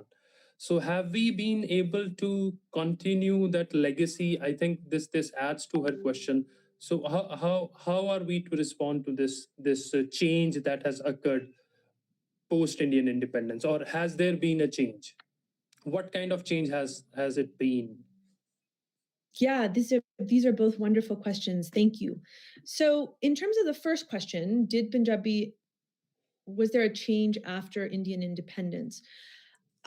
I think it's important to note how devastating the US state's response was in terms of the establishment of any kind of Punjabi community in the US. So officially, there were never more than 10,000 Indian migrants in the United States in the early 20th century. That is such a small number. And yet the response to them by the state was so brutal, so repressive, so swift, to such a small number, right? And so if the number was officially 10,000, and we know that roughly 1,000 returned to India at the start of World War I, well, we're talking about actually a very, very small number. And these immigration restrictions were not lifted really until 1965. So there was a law in 1946, the Luce-Celler Act, which granted Indians in the US citizenship and allowed 100 a year to migrate. And it was largely symbolic. And it was only until 1965 that these immigration laws were lifted. So the vast majority of Punjabis who are in North America now came after 1965. So that is quite a small, or I would say, a recent community, right? I mean, my family came in the late 70s. Many of the people I know came in the 70s and 80s, right? But I would say that the establishment of independence in India in 1947 for a figure like Sohan Singh Bhakna was not fully a moment of celebration and joy. In fact, he was very clear in his articulations that he was worried that the kind of colonial elite would just simply be replaced by a native elite, very much like Frantz Fanon's own critiques were, right? And that India itself wouldn't see freedom, right, if that were to be the case. And in fact, he was quite disappointed, right, in that moment, a figure like Sohan Singh Bhakna. And I mentioned Bhakna because I actually think the anti-imperial critiques of the United States were most forcefully and brilliantly articulated by Sohan Singh Bhakna, actually, who was very vocal about his opposition to the Vietnam War, and was very clear that he saw that as an imperial war, right? So I think you saw these examples of these anti-colonial critiques much more forcefully coming out of those Gadris who had survived and were back in Punjab, much more so than perhaps what remained, right, in the United States. And that's not to be critical necessarily of the Punjabis who are here. It's I think a reflection of the brutality and the suppression of their anti-colonial politics. However, I think for many of us, Punjabis who grew up in North America, the Gadar movement, and for me, even the discovery of the writings of Sant Nihal Singh and of Lajpat Rai has been very important because, quite frankly, I never had even been exposed to those kinds of anti-colonial articulations. And what's important to me is it was much more than an overthrowing of British rule. What these figures were doing is offering us a critique, right? That's anti-racist, that's anti-colonial, that's a different kind of emancipatory vision than what the US has always offered, which is, assimilation, right? And a kind of devotion to, just sort of the task of capital accumulation, essentially, as the path to one's own subjectivity or success. So I don't think, to answer your question, there has been much that I can point to of Punjabis now articulating forceful anti-imperial critiques at all. I think that's what is so important about revisiting this early 20th century period, is understanding that there is a genealogy of this kind of critique that I think many people here are not even that aware of, to be honest with you. And I think, so I haven't seen, I've seen very little in terms of Punjabis here who are now engaging with these kinds of anti-colonial critiques. Okay. Fine. So we have a question from Professor Anjali Gira Roy also. So she says that she has read your book. The question is, could you dwell a little on the Southeast Asian Gadris? Gurditt Singh denies having any affiliation with the movement, but his name is included in the list of Gadris, and Harnam Singh Khaleda's grandson clearly recalls his grandfather being deputed by Gurditt Singh to carry on Gadar activities. So, Well, thank you very much for the question. I have to be honest, I don't know that much about the Southeast, about sort of Gadris in Southeast Asia.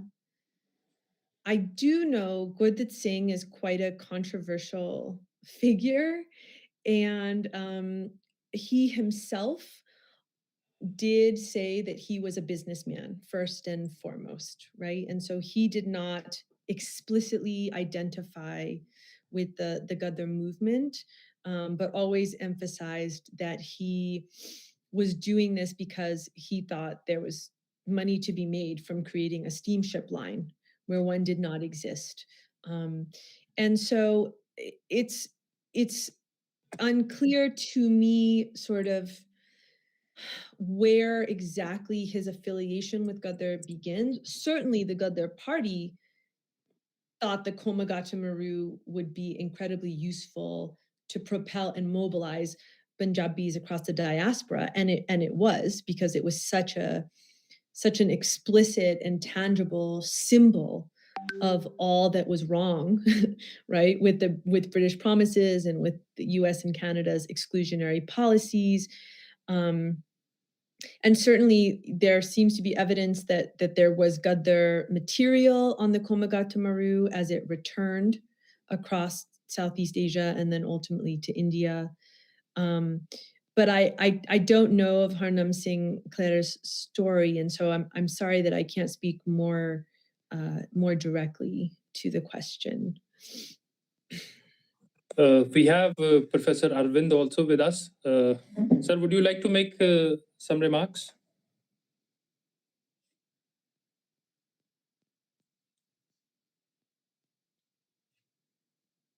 Okay, let's continue. Now I would request our chief guest, Professor Indu Banga, to make her intervention. Tarnjit, sorry, कुछ एक दो question और भी Okay. हाँ देखियो फिर sorry ma'am भावें थोड़ा जवाब दे दो पर देखो Okay, like we have I think a question from Manjeet Sekhon. So it goes like this: United States Postal Service commenced a postal stamp in honor of respected Dalip Singh Sendh. How he was different from others that he was chosen to get this unique respect in USA? Oh, this is such an interesting question, because I was talking to some of you before my lecture started about my next project, which it has a chapter on Dalip Singh Sandh. And he is a very complicated figure. He came to the US in, I believe, 1919 as a student, got his PhD in mathematics from UC Berkeley, and then went to the Imperial Valley of California and sought to become an agricultural entrepreneur. But of course, because Indians were not allowed to become citizens at that time, he really struggled. You could not own land in the United States if you were not a citizen. That was part of the Alien Land Law. Those laws were formulated and directed specifically against Japanese and Punjabi migrants who are becoming very successful agricultural entrepreneurs in the American West. So he couldn't become a citizen. He was actually, Sand was very involved in the passage of the Luce Seller Act in 1946, which is what allowed Indians to become citizens for after many years. He then became a judge, and then he ultimately became the first Indian American, Sikh American, Punjabi American, Asian American, all in one, elected to Congress, the US Congress, House of Representatives in 1956. He was called upon by the House of Representatives Foreign Affairs Committee to act as a kind of cultural ambassador for the United States and to travel across decolonizing Asia and then ultimately to India in 1957. And of course, India was of great concern to the US state at this time because Nehru's policy of non-alignment was considered very dangerous, and the US believed that India should follow a kind of US liberal democratic order. And so Sand was deployed by the state as to really, and this is very explicit, and this is not even interpretive, to be, as Sand put it, a living example of American democracy in action, to show the world that the United States was essentially not as racist as the whole decolonized world believed it to be. And Sand wholeheartedly embraced this message and this position. And in fact, when he was giving lectures on his journey to India, he would in the Philippines, in Japan, in Indonesia, in Vietnam, and primarily to university audiences, professors and students. And he would give a speech in which he would talk about how this history of racism in America was in the past now, right? And America was moving forward, and he was a living example of this. And he would end his comments, and inevitably, the first question he would get from the audience was, how can you possibly say this when we know what's happening in the American South around civil rights? And we know about Little Rock in Arkansas, and we know about the civil rights movement. And Sand was very frustrated that people were not just embracing his message, right?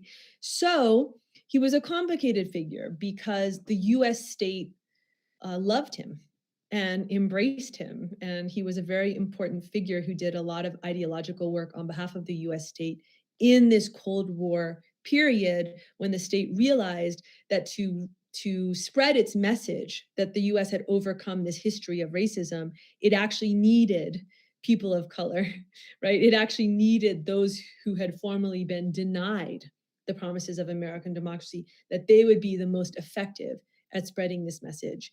And so Sand is, in that way, a very celebrated figure in US history. Okay, thank you, ma'am. Now I would request our chief guest, Professor Indu Banga, to make her remarks. Before that, can I make an intervention because Fine, I don't fine, want sir. to speak. I don't want to speak after the chair. Fine, sir. Yeah. Well, I must first of all confess that I have been associated with the whole discussion on and off. But I want to make two small interventions which are somewhat historical and somewhat even personal and related to today's discussion. See, I want to talk about two people specifically. I want to talk about Son Singh Pakna. ਤੇ ਜਦੋਂ ਉਹਨਾਂ ਨੂੰ ਪੁੱਛਿਆ ਗਿਆ ਕਿ professor ਸੋਈ ਤੁਸੀਂ ਪੰਜਾਬੀ ਜਾਣਦੇ ਹੋ, ਸਮਝਦੇ ਹੋ? Yes, sir, she understands.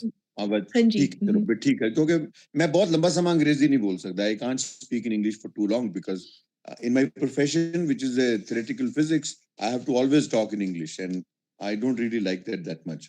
Anyway, so Son Singh Pakna was asked a question. His back got bent when he was 90 plus. He was a bent man. He was asked a question, how did your back got bent? he said, you know, मैं 32 ਸਾਲ ਅੰਗਰੇਜ਼ਾਂ ਦੀ ਜੇਲ੍ਹ 'ਚ ਰਿਹਾ, ਉਹ ਮੇਰੇ ਲੱਕ ਨੂੰ ਕੁੱਬਾ ਨਹੀਂ ਕਰ ਸਕੇ, ਤੇ ਆਜ਼ਾਦੀ ਤੋਂ ਬਾਅਦ ਵੀ ਮੈਨੂੰ ਫਿਰ ਉਹੀ ਘੋਲ ਕਰਨਾ ਪਿਆ, ਸੰਘਰਸ਼ ਕਰਨਾ ਪਿਆ, ਜੇਲ੍ਹ 'ਚ ਜਾਣਾ ਪਿਆ। ਤੇ ਆਜ਼ਾਦ ਭਾਰਤ ਦੀ ਨਹਿਰੂ ਦੀ ਸਰਕਾਰ ਵਿੱਚ ਜਦੋਂ ਮੈਂ ਜੇਲ੍ਹ ਗਿਆ ਤੇ ਉਦੋਂ ਮੈਂ ਭੁੱਖ ਹੜਤਾਲ ਕੀਤੀ, ਤੇ ਜਦੋਂ ਭੁੱਖ ਹੜਤਾਲ ਤੋਂ ਬਾਅਦ ਮੈਂ ਬਾਹਰ ਆਇਆ ਤੇ ਮੇਰਾ ਲੱਕ ਕੁੱਬਾ ਹੋ ਗਿਆ। So to summarize, he said, British could not bend my back, but the government of the independent Indian state bent my back. That was the metaphorical statement that he made. Second, I want to talk about Dr. Anup Singh, who was, you know, I don't know whether you have heard about him. He was a Harvard graduate, a political science PhD from Harvard, somewhere in, I think, 1920s. And then he writes this book, first biography of Nehru, Star Over India. And later on, he becomes, you know, comes back from the US, comes to India, becomes a Rajya Sabha member, remains there for 20 years and so on. So, मैं ये कहना चाहना कि सानू ये देखना पड़ेगा कि over the decades, केड़े लोग आ जिहड़े वापस आए ते उन्हां ने ਇੱਥੇ ਆ ਕੇ ਆਪਣੇ ਢੰਗ ਨਾਲ ਸੋਸ਼ੋ ਪੋਲੀਟੀਕਲ ਕੰਮਾਂ 'ਚ ਹਿੱਸਾ ਲਿਆ, ਤੇ ਕਿਸ ਤਰ੍ਹਾਂ ਉਹ ਵੱਖਰੀ ਵੱਖਰੀ ਕਿਸਮ ਦੇ ਲੋਕ ਸੀ। ਔਰ ਇਹ ਜਿਹੜੀ ਦੋ ਗੱਲਾਂ ਨੇ, ਇਹਨਾਂ ਦਾ ਜਿਹੜਾ ਕੰਟਰਾਸਟ ਹੈ ਕਿ somebody who becomes part of the dominant political stream in India and somebody who continues to strive for an India which is based on equity and Sarbat Ka Pala and all that and so on. That is one point I want to make. Second point that I want to make is that, you see, when you are talking about in between in response to a question about Sikh thinking and Sikh ideology and Sikh cosmology, as you said, and so on. But I think I just want to make an intervention. I don't want to make a point to counter anything. But what I want to say is that when did Sikh become a religion? Is a very interesting question. Some people say that Sikh thinking became a religion with Guru Nanak. Others say it became a religion when Khalsa was established by the 10th Guru. Others say that Sikh became a religion when Bible got printed in Punjabi in Ludhiana. So we have to do a comparative study of these three aspects of Sikh thinking being a religion and a cosmology and all that and so on. So I think it's very important to be able to look at Sikh identity and the teachings of Sikh gurus within religious and theological context versus a much broader human context. So I would leave it at that. And I think we need to take it forward in terms of debates on these issues, because these issues, I think, many times get tied down to very narrow concerns, whereas we need to look at them in a much broader context. So I thought I will make this intervention before the chair speaks, and this is also for the consideration of the chair. Thank you, sir. Now I would request Professor Indu Banga to make her remarks. Thank you very much. Professor Arvind, Vice Chancellor of the University, Professor Gurmukh Singh, Director of the Center for Diaspora Studies, Dr. Taramjeet Singh, Coordinator of the Center, Dr. Seema Sohi, this evening or morning's speaker, Professor Anjali Gera Roy, which was a pleasant surprise to see her present today, and friends. I must first of all thank the organizers for their invitation, but I didn't really know that I would be the chief guest. So whatever that means, I'll just share a few ideas with you. This program, the program of the center by its very nature, as I was talking to Professor Gurmukh Singh, is intercontinental and also interdisciplinary, which I greatly appreciate. And I'm happy to be part of this evening's program when a distinguished scholar like Dr. Seema Sohi had to speak. And she spoke on a theme that is close to our hearts in the Punjab, and at the same time, placing it in its wider anti-colonial and global context. It was a rather meaningful overview of the Gadar movement, and I'm reminded of this historiography that for a very long time, the Gadar movement was considered an adjunct of Indian history or Indian national movement. Then slowly the Punjab history owned the Gadar movement. Then it became a feature of all India history of freedom struggle.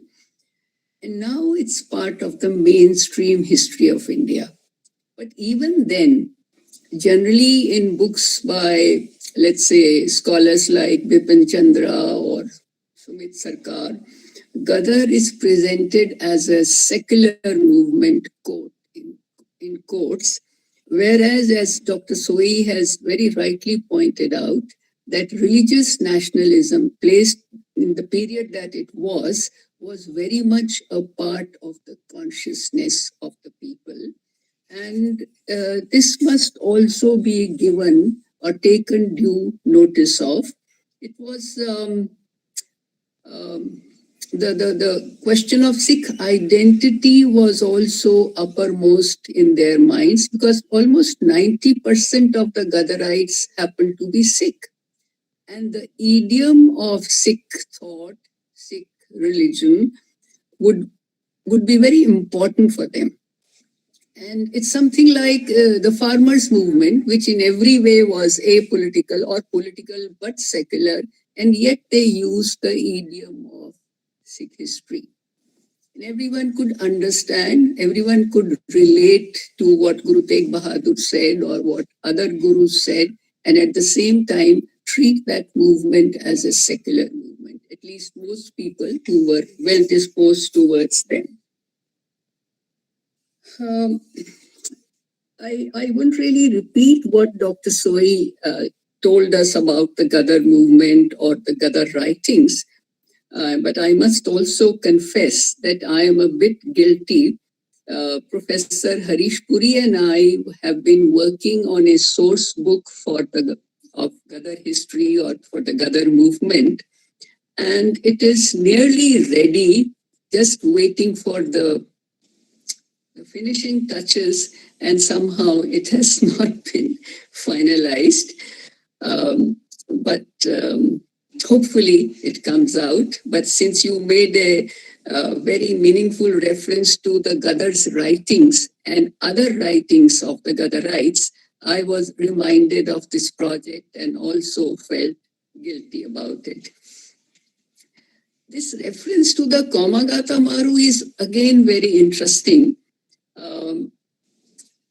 You would probably recall the play we watched at the university, staged by the university theatre department, and it was really effective. It really had a great impact on us.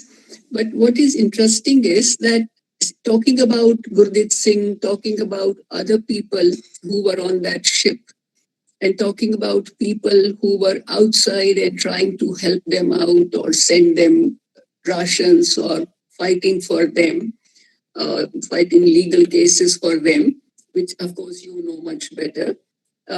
It was the process which would have changed, which would have jolted their consciousness first and would also have transformed it in a very significant way. So even if someone was a simple migrant to begin with, he would become a different person after having undergone that experience or whatever he had to go through. So whenever I think of that, I do remember that I do try to empathize with them and how they must have felt in that moment of history, one would say. I was very happy to hear the Vice Chancellor,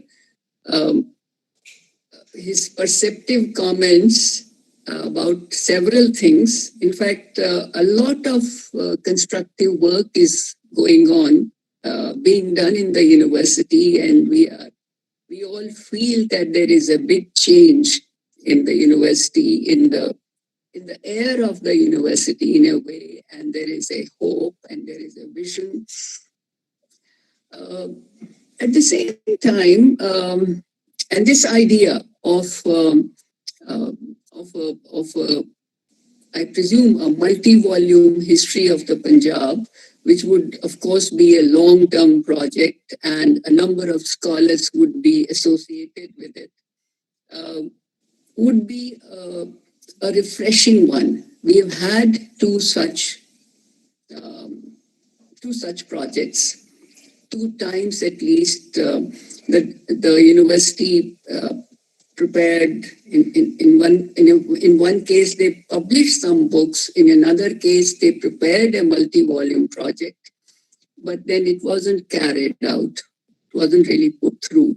So this time, hopefully, we are able to do that. The university is able to do that in the interest of Punjab history, and I suppose generations of scholars would have to be associated with this project in an open-minded way, using the expression used by the Vice Chancellor.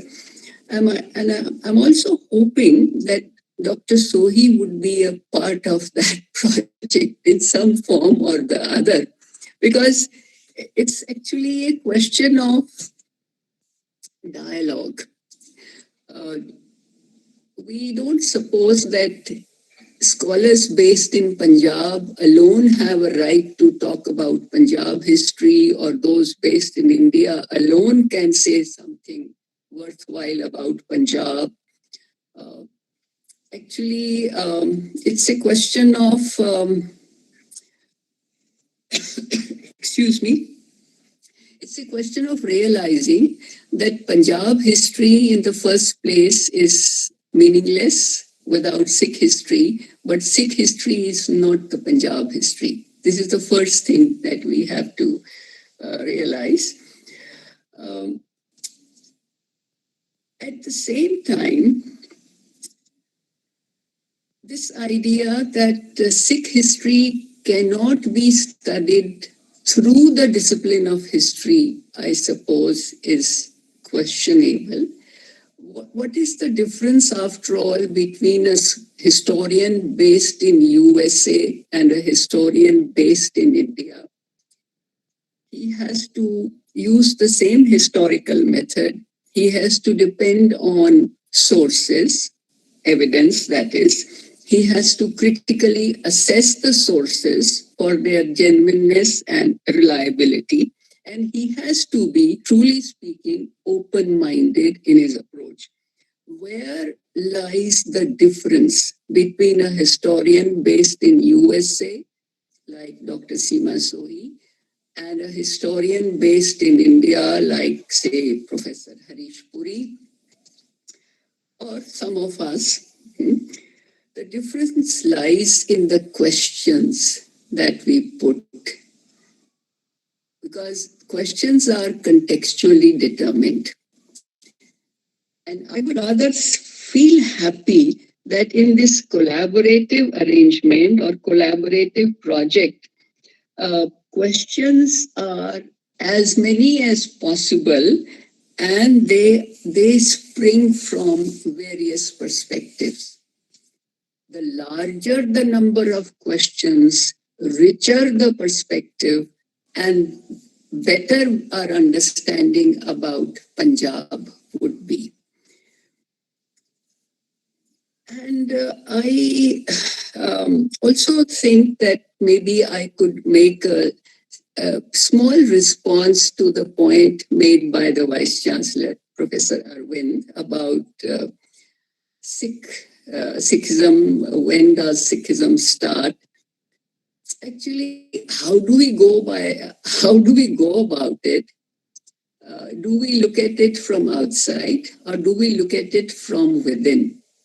Do we look at it in terms of the consciousness of the Sikhs, their thinking, their writings, and do we look at it in terms of how others looked at them? Did they look upon them as a distinct people or a distinct movement or a distinct community? Now, that kind of impression, going by the sources, going by the Guru Granth Sahib also, I would say, one gets that impression that very early, in fact, Guru Nanak consciously thinking of himself as the first Sikh, to use a phrase used by Nikki Gurinder Kaur Singh for her book on Guru Nanak, and that those who followed him were his Sikhs, and their path was consciously supposed to be different from anything that existed in India of the time of Guru Nanak.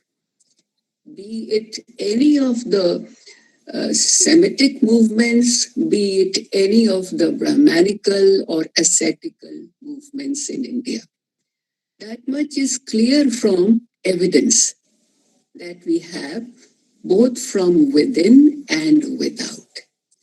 Of course, the movement would grow, movement would transform also in a way, but whatever Guru Gobind Singh Ji did, we do have fairly sound link with what Guru Nanak said.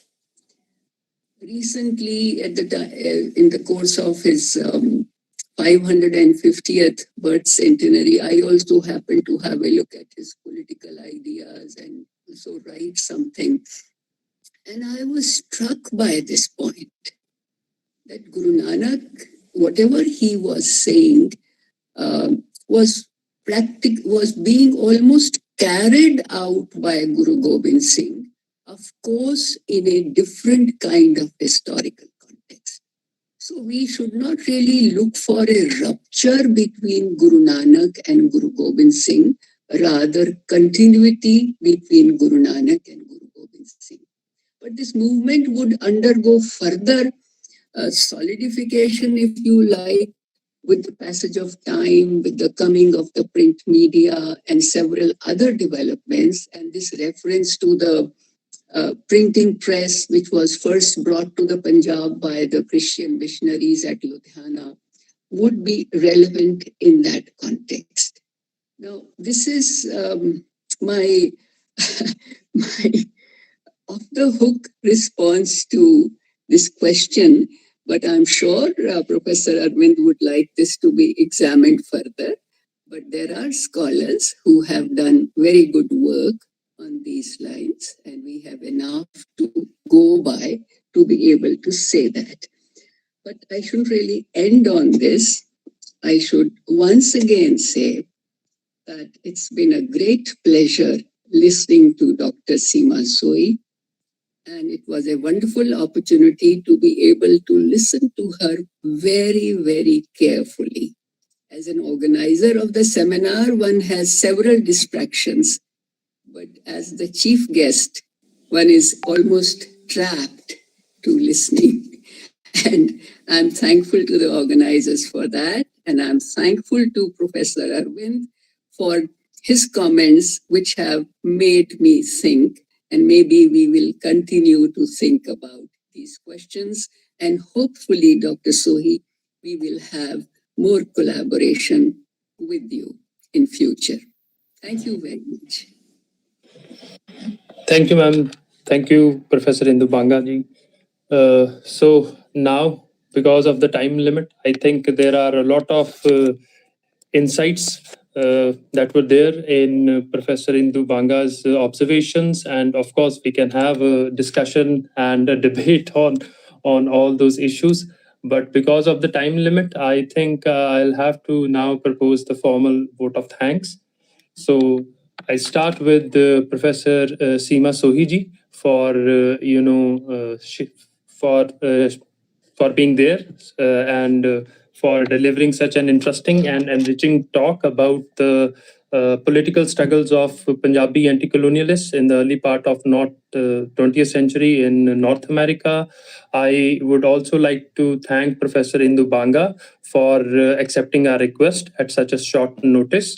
I would also like to thank Professor Anjali Gira Roy-ji from IIT Kharagpur, who is there with us. I now would like to thank Professor Arvind, who is always there to support us and who is always there to make insightful interventions whenever he's there. I would like to thank Director Professor Gurmukh, Director, Center for Diaspora Studies, for supporting us and keep encouraging me and the rest of the team to keep organizing such interesting lectures. And finally, I would like to thank Sukhdeep ji, who is our technical support, who is always there to help us with technical issues if there are any. So thank you, everyone. I would like to thank the audience who has joined us on our YouTube live telecast page. Thanks once again, and we hope to continue with our series. And we would like to invite interesting scholars working both in Punjab and abroad across the world. Thanks, everyone.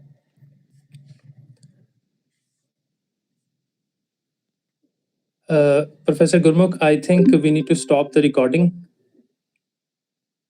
ਮੈਂ stop ਕਰਤੀ ਆ ਸੁਖਦੀਪ ਜੀ ਤੁਸੀਂ live telecast ਨੂੰ stop ਕਰ ਦਿਓ